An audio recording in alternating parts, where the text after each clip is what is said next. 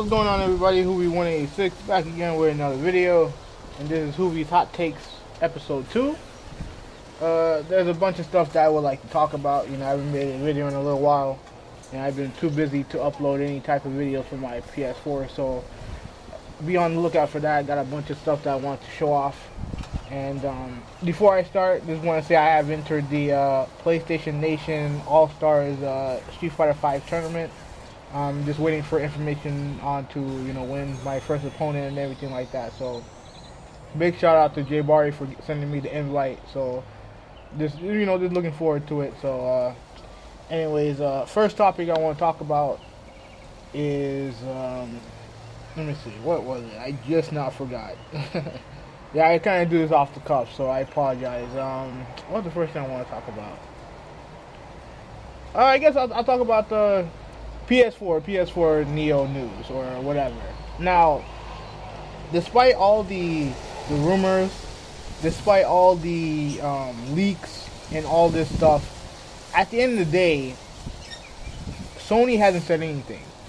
You know what I mean? Throughout all this time, Sony hasn't said anything. So what I'm going to do, I'm going to wait until they say something. Now, from the leaks that I saw, one of my biggest concerns was having kind of like exclusive games for this new version of the PS4. You know, like those new PS4s having exclusive games. Now, according to the leak, that's not going to be the case. So, at least for right now, if the rumors are true, that's at least a big sign of relief for myself.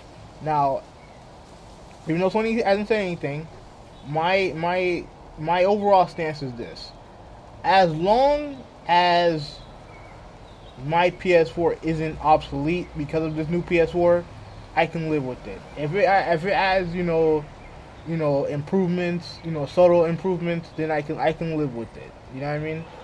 And another thing I have to address before I move on, the one thing that I have to address is you know, I do follow, I'm on Twitter. I follow a lot of people. You know, I have a lot of friends on Twitter, a lot of PlayStation gamers on Twitter, who you know, I like, and I respect their opinions, even though we don't always agree.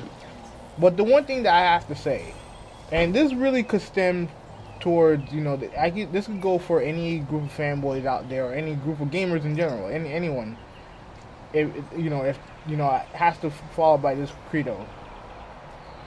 Please don't set yourselves up for failure. You know, I'm seeing a lot of people saying, "Oh, now I get to play my game 1080p, 60 frames a second. Oh, you know, this and that. We're gonna 4K gaming and all this other stuff." At the end of the day, Sony hasn't said anything, and it would be, you know, disappointing. It will be disappointing, you know, and predictable that if this thing gets announced at E3, or even if it doesn't get announced, like if this thing gets announced, it is not what you're hoping for, if it's not even announced at all, then you guys are going to overreact, cry on Twitter, and blame Sony for it, despite the fact that they did not say anything, you know, regarding any of this rumor nonsense. You guys are simply setting yourselves up for failure.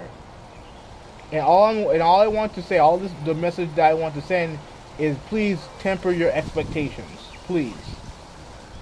So too many times I look through Twitter, whether it's a PlayStation guy or Xbox guy, when there's bad news, you guys just flip the fuck out on bullshit instead of concentrating on games.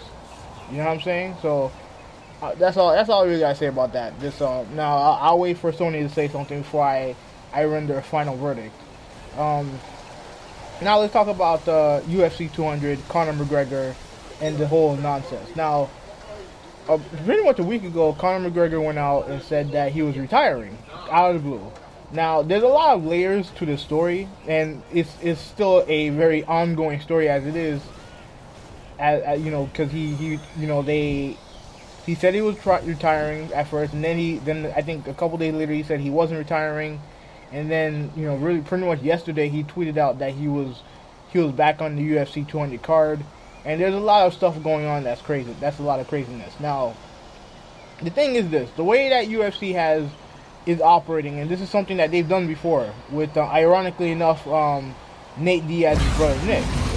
When you don't promote fights, you get pulled off of cards. That's been UFC's thing. Now they've done it before with Nick Diaz when he was supposed to fight George St. Pierre.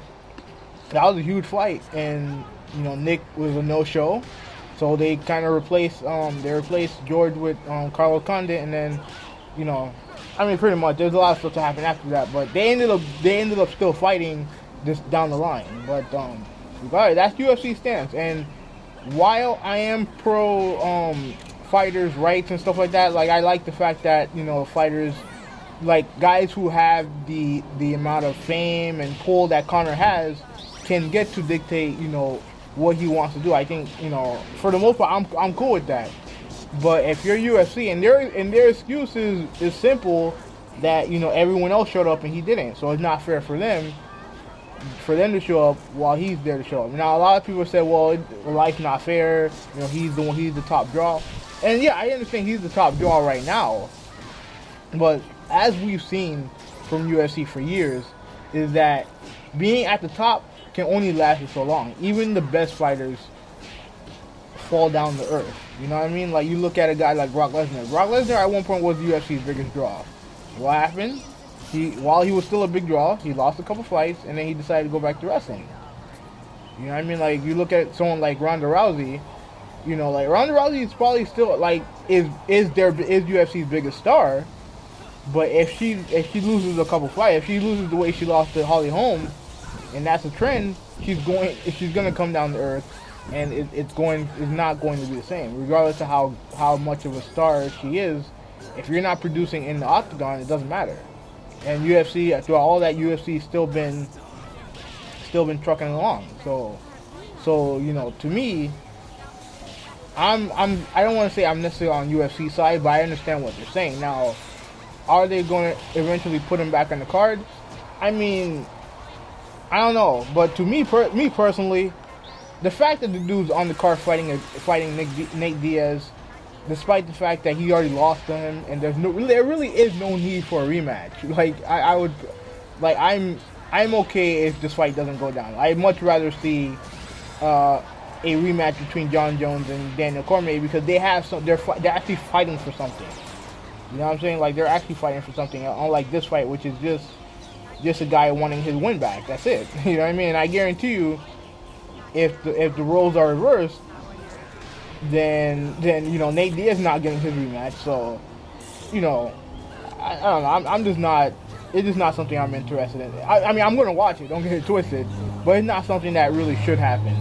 So, all right, moving on from there. I guess the last real topic is pretty much the death of Chyna, and I'm a wrestling fan, not as much as I used to, but I still watch on occasion. And I watched a lot when I was younger. When during the Attitude Era, she was a major part of the Attitude Era with DX, and later on, with her association with Eddie Guerrero with Latino Heat, which was awesome. I just thought, when I first heard about the death, I wasn't necessarily surprised, because she over her life after WWE. Her life was just filled with a bunch of ups and downs.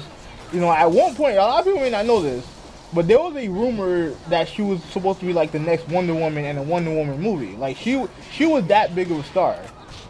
She was a star. Like there was one point when she first started with WWE, she looked like a bodybuilder. She was pretty much a bodybuilder.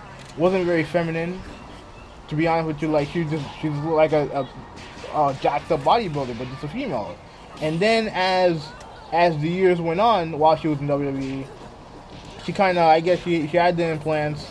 She kind of, I don't know how they do it, but she kind of just became more feminine. You know what I mean? Like I think she lost some muscle mass. You know what I mean? But she became more feminine. And at one point, there was no argument that she was probably the hot.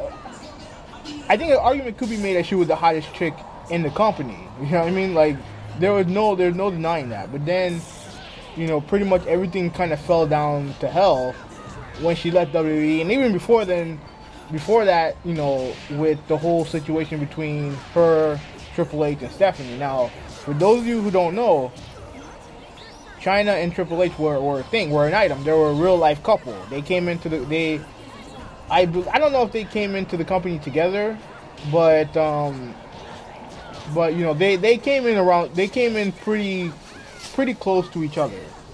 You know, their debuts weren't that far apart from each other. And when they got linked up, you know, Triple H became a big star. And arguably Chyna was a bigger star than he was. You know what I mean?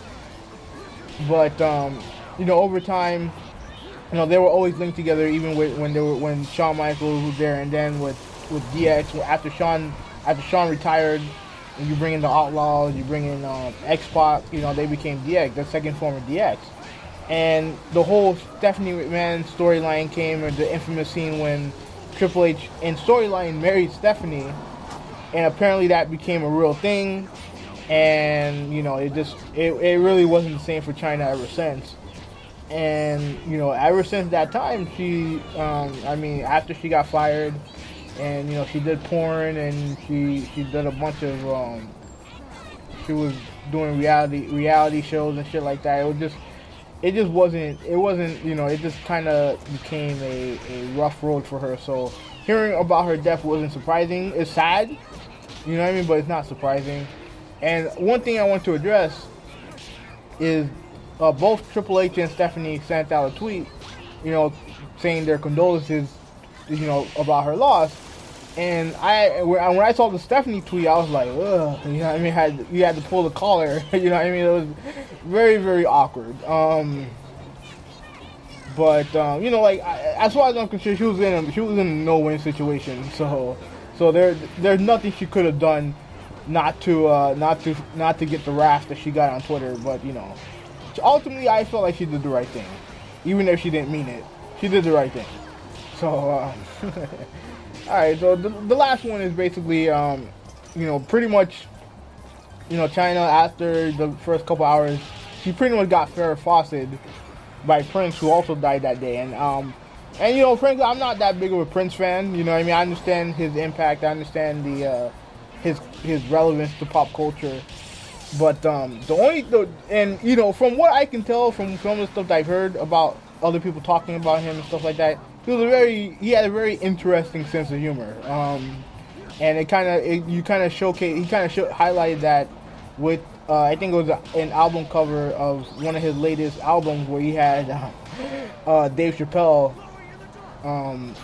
He had Dave Chappelle on the front cover as Prince with the pancakes, which is will still go down as my favorite Dave Chappelle segment of all time. It really is my favorite piece of comedy ever in my entire life. I never laughed so hard that I did on that segment on the Chappelle show where he did the where it was Charlie Murphy's True Hollywood Story, and you were talking about Prince, and it's such a funny episode. You guys, if you haven't seen it, look for it. It's fucking hilarious. So, you know, that's pretty much it. This is Huuvi 186.